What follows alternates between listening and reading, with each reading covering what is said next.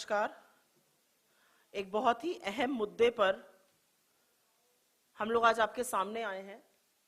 5 राज्यों में विधानसभा चुनाव हो रहा है और अब ये पूरी तरह से साफ है, चुनाव के मध्य में पूरी तरह से साफ होता जा रहा है कि ये 5-0 की लड़ाई भाजपा लड़ रही है। सुपड़ा साफ होने वाला है, 5 राज्यों में शिकस्त आने वाली है और इसीलिए अपने चिर परिचित अंदाज में जो राजनीतिक नौटंकी पहले भी करी गई है, जो स्क्रिप्ट अब बोरिंग हो चुकी है पहले भी लिखी गई है, उसी चिर परिचित अंदाज में एक बार फिर से जहां पर हार होती है वहां पर मोदी जी के फ्रंटल, उनके अग्रिम जो संस्थाएं हैं वो सामने आ जाती हैं।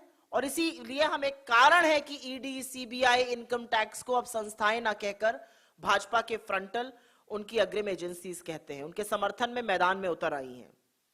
ये बात है पंजाब की, और जिस तरह से वहां पर एक दलित मुख्यमंत्री को टारगेट किया जा रहा है, जिस तरह से उनके ऊपर आक्षेप लगाए जा रहे हैं, वो कहीं ना कहीं भाजपा की दलित विरोधी मानसिकता को पूरी तरह से साफ करता है।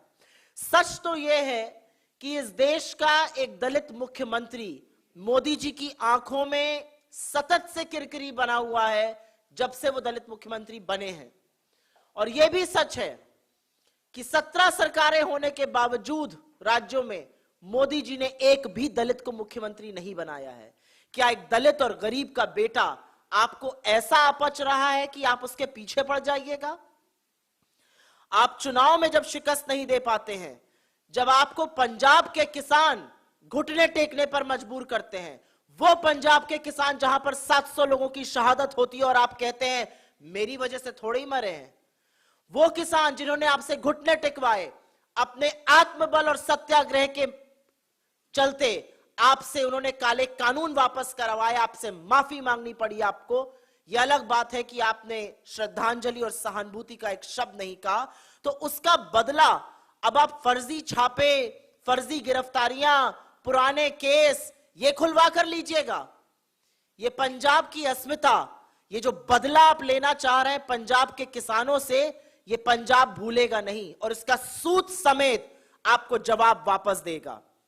ये बदला एक दलित मुख्यमंत्री, एक शोषित वंचित समाज से आए हुए व्यक्ति जिसको कि हमने आगे बढ़ने का मौका दिया, राहुल जी ने जिसको मुख्यमंत्री बनाया, ये सिर्फ उससे बदले की भावना नहीं है, ये दंड उन किसानों के लिए है। ये पंजाब के खिलाफ मोदी जी की नफरत, उनका एटीट्यूड, उनका आचरण दिखाता है कि बात से बात नहीं बनेगी, चुनाव में नहीं हरा पाएंगे तो वो आपको शिकस्त देंगे अपनी एजेंसीज, अपने चिरपरिचित अंदाज में।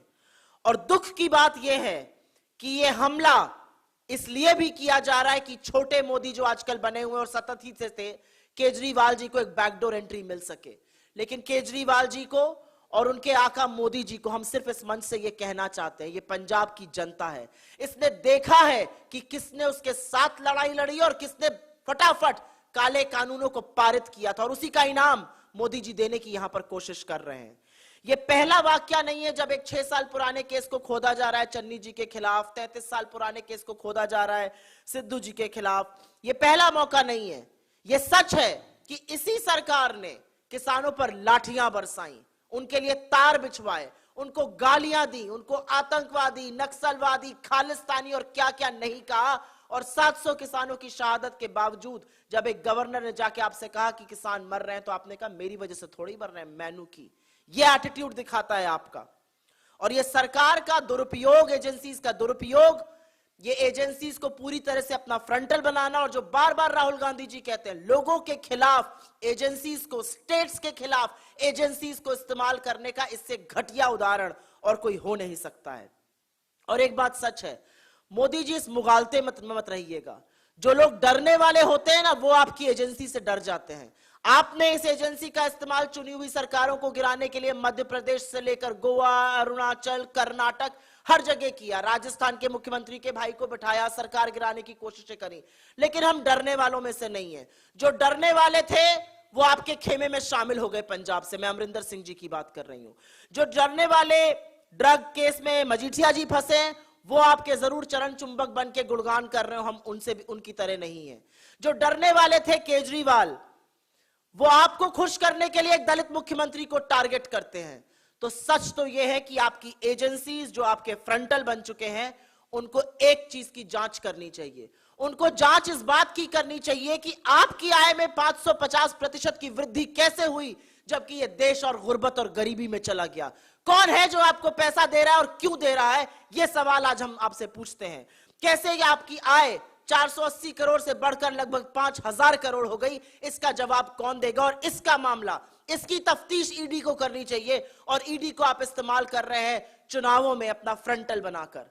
जहां आप नहीं जा पाते, जहां आपकी बात सुनने के लिए एक पंजाबी नहीं आता आपकी रैली पर, वहां पर आप 3 करोड़ पंजाबियों की अस्मिता पर, उनकी निष्ठा पर, उनके सम्मान पर सवाल उठा देते हैं। और आज किसानों के लिए लड़ने के लिए जो खड़ा हुआ, जो दलित, वंचित, शोषित समाज से आते हैं चन्नी जी, उनके खिलाफ आप ये एक्शन कर कर अपनी दलित विरोधी, गरीब विरोधी, अपनी कुत्सित मानसिकता का परिचय दे रहे हैं।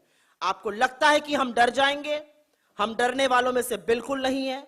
और एक बात सच है, पंजाब आपका चाल चरित्र, आपकी बी टीम आपका चाल चरित्र और चेहरा पूरी तरह से समझ चुका है। और हम दावे के साथ कहते हैं, प्रचंड बहुमत से हमारी सरकार बनने जा रही है।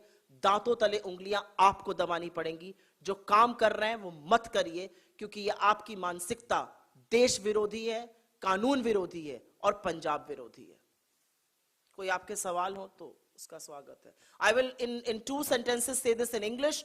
It is absolutely deplorable that every time there is an election, every time a democratically elected government has to be toppled, this government resorts, the Modi government resorts to using government agencies like the Enforcement Directorate, which should actually be called the Election Directorate, quite frankly, or the CBI, or the Income Tax, to topple these governments, to target people who are otherwise representing the real aspirations of the people of this country. The fact also is that the BJP and the RSS and Mr. Modi are absolutely against Dalits.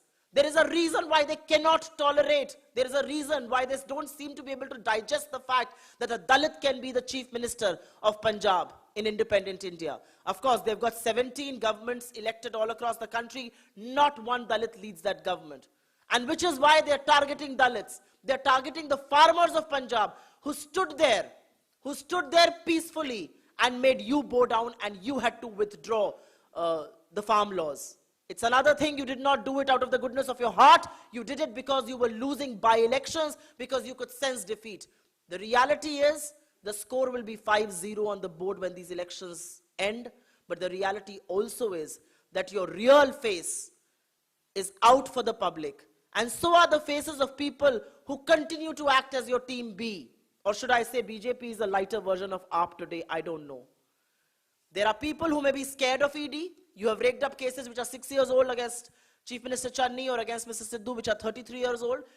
Maybe Amrinder Singh was too scared of ED and went and took refuge under you. Maybe Majithia is too scared of ED and is singing your paeans. Maybe Kejriwal is attacking a Dalit chief minister at your behest. But we are not the ones who can be bowed down. We are soldiers of Rahul Gandhi. We are soldiers of the Congress party. And Mr. Channi, with all his might, Mr. Sidhu with all his might, the Punjab Congress with all their might, will continue to fight for the farmers of that state, for the welfare of that state, come what may. मुझे लगता है सिर्फ उसका part है, मुझे सुनने दीजिए, उसके बाद मैं बताऊंगा। उन्होंने तो जो स्टेटमेंट मैंने सुना है वो उन्होंने सार्वजनिक रूप से राहुल गांधी जी के सामने जो बात कही है, मैं तो उसी को मानूंगी। उन्होंने कहा है कोई भी आए वो उसका स्वागत करेंगे और उनके साथ मिलकर कांग्रेस को जिताएंगे। Anything else on this matter? मुझे लगता है कि एक सांसद पर हमला होना गंभीर बात है, और उत्तर प्रदेश में जिस तरह का माहौल ध्रुवीकरण बनाने की कोशिश है, ये अपने आप में और भी बहुत सारे सवाल खड़े करती है। इसकी सख्ती से जांच होनी चाहिए। मेरा अपना मानना एक और भी है, क्योंकि मैं उत्तर प्रदेश से हूं और मैंने वहां की कानून व्यवस्था को बड़े करीब से देखा है कि जिस फुर्ती से उनके अटैकर्स को, जिन लोगों ने तथाकथित रूप से गोली चलाई, उनको गिरफ्तार किया गया, मैं आशा करती हूं कि इसी तरह से कानून व्यवस्था आम आदमी के लिए, शोषित महिलाओं के लिए और भी अपराधियों के खिलाफ एक्शन लेगी। एक सांसद है, उन पर हमला हुआ, हम इसकी घोर निंदा करते हैं और चाहते हैं इसकी तफ्तीश हो। ये तो आप कह रहे हैं, मैंने नहीं कहा है। इसकी बिल्कुल जांच होनी चाहिए कि इस हमले के तार कहां तक जुड़े हुए हैं।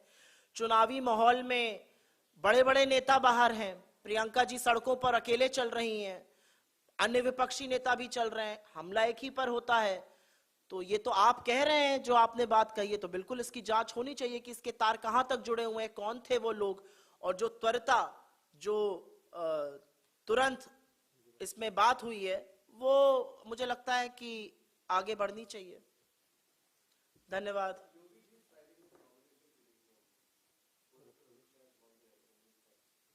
Are they talking to each other? Are they on talking terms? Just asking, I don't know. Sorry, go ahead.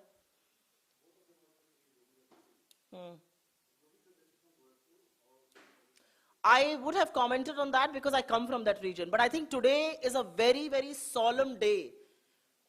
लगातार लोकतंत्र पर प्रहार, चुनी हुई दिल्ली की सरकार, लगातार लोकतंत्र पर प्रहार, आपकी एजेंसियां, आपका पैसा, आपका धन, आपके संसाधन करते रहेंगे और ये देश तमाशबीन बना रहेगा। मुझे नहीं लगता कि मैं किसी और सवाल को इसलिए जवाब दूंगी क्योंकि आज का ये मुद्दा बहुत सीरियस मुद्दा है। आप पंजाब गए, आपने 3 करोड़ पंजाबियों के ऊपर सवाल उठा दिया। आप दिल्ली में बैठकर ईडी को भेजते हैं कि जाओ चुनाव में खलल डालो। आप कुछ भी कर लीजिए, इन्हीं पंजाबियों ने आपको घुटने टेकवाए थे और यही पंजाबी आपसे हाथ जोड़ के माफी ना मंगवाएं तो कहिएगा। धन्यवाद। वो तो सतत टीम भी बने रहे। हरसिमरत जी तो उस कैबिनेट का भी हिस्सा रही। बाद में समझ में आया कि पैरों के तले से जमीन खिसक रही है पंजाब में, तो आनन फानन में इस्तीफा दिया, संबंध तोड़े। लेकिन जिस कैबिनेट में बैठकर ये काले कानून रात के अंधेरे में पारित हुए थे, वहां पर तो खूब तालियां बजाई थी। तो ये जवाब देना पंजाब के किसानों को कि क्या किया इन्होंने। पंजाब के किसानों को जवाब दे कि आय दुगनी हुई थी, 27 रुपए क्यों कमा रहा है किसान।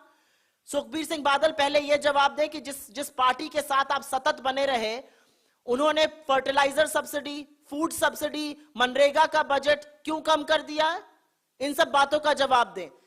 इसका मूल मंत्र एक ही है, इन लोगों से एक दलित मुख्यमंत्री पच नहीं रहा है और कांग्रेस ने यह ठान लिया है कि हम ये लड़ाई मुस्तैदी से लड़ेंगे, आप कुछ भी कर लीजिए।